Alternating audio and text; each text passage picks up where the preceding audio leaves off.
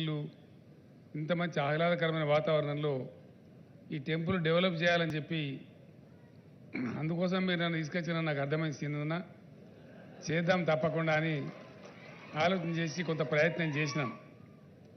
చాలా మనసుకు సంతోషంగా ఉంది.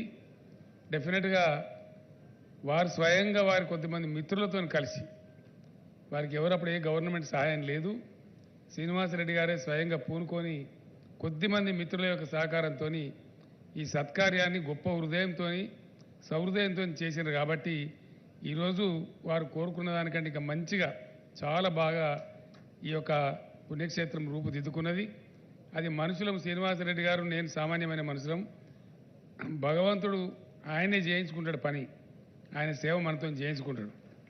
మ్యాన్ ప్రపోజెస్ గాడ్ డిస్పోజెస్ అని భగవంతునికే దయ శ్రీనివాసరెడ్డి గారి మీద వచ్చింది, బాన్స్వాడ మీద వచ్చింది. కాబట్టి నన్ను కూడా పిలిపించుకొని ఆయన నన్ను కలిపి ఆయనంతా ఆయనే చేయించుకున్నాడు, మనదేం లేదు.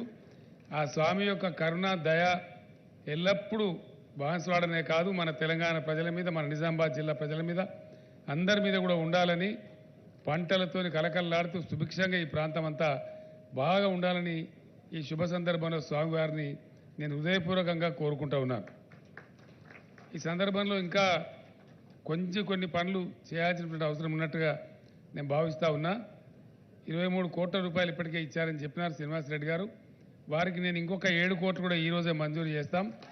మిగిలిన పనులు ఉన్నట్టయితే ఆ రిటైనింగ్ వాల్స్ కానీ ఇంకేమైనా కానీ ఇంకొక 2 సూట్స్ కానీ, ఎందుకంటే పెళ్ళిళ్ళు కూడా బాగా జరుగుతున్నాయి. ఇక్కడ చాలామంది ప్రజలు వస్తున్నారు.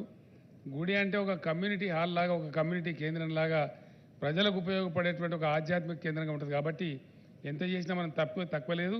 కాబట్టి మరొక 7 కోట్లు కూడా తీసుకొని ఇంకా మిగిలిన పనులు కూడా కంప్లీట్ చేస్తే ఒక సమగ్రమైనటువంటి అవసరాలతో కూడుకున్నటువంటి పుణ్యక్షేత్రం అవుతుంది. కాబట్టి ఆ ప్రకారం చేయాలని పెద్దలు శ్రీనివాసరెడ్డి గారు నేను కోరుతా ఉన్నా. రెండవ విషయం శ్రీనివాసరెడ్డి గారు చెప్పినారు. ఒకానొక సందర్భంలో శ్రీనివాసరెడ్డి గారు ఎమ్మెల్యేగా ఉండే, వారితో పాటు నేను కూడా అప్పుడు తెలుగుదేశం పార్టీలోనే ఉన్నా. అప్పుడు అపోజిషన్ పార్టీలో ఉన్నాం. నిజామాబాద్ కలెక్టరేట్ దగ్గర వారు దాదాపు ఒక 7 రోజులు 8 రోజులు నిరాదీక్ష కూర్చున్నారు. వారితో పాటు కొంతమంది ఇతర శాసనసభ్యులు. నేనే వచ్చినప్పుడు ఏంది అసలు పరిస్థితి అని చెప్పి తెలుసుకోవడానికి. సింగూరు ప్రాజెక్టు నుంచి నీళ్లు రావాలి. యాక్చువల్గా నాకు అంతకుముందు కూడా అంత డీటెయిల్గా విషయం తెలియదు. వారు దీక్ష తీసుకున్న సందర్భంలో నేను నిజామాబాద్ సందర్శించినప్పుడు నేను పెద్దలను తెలుసుకుంటే నా దృష్టికి వచ్చిన విషయం ఏంటంటే, మంజీరా నది మీద తెలంగాణ హైదరాబాద్ స్టేట్గా ఉన్నప్పుడు దేవునూరు అని చెప్పి ఒక 50 టీఎంసీలతో ప్రాజెక్టు ఆ రోజుల్లో తలపెట్టారు. నిజాం సాగర్కి సప్లిమెంటేషన్గా. అప్పటికే నిజాం సాగర్ ఉంది.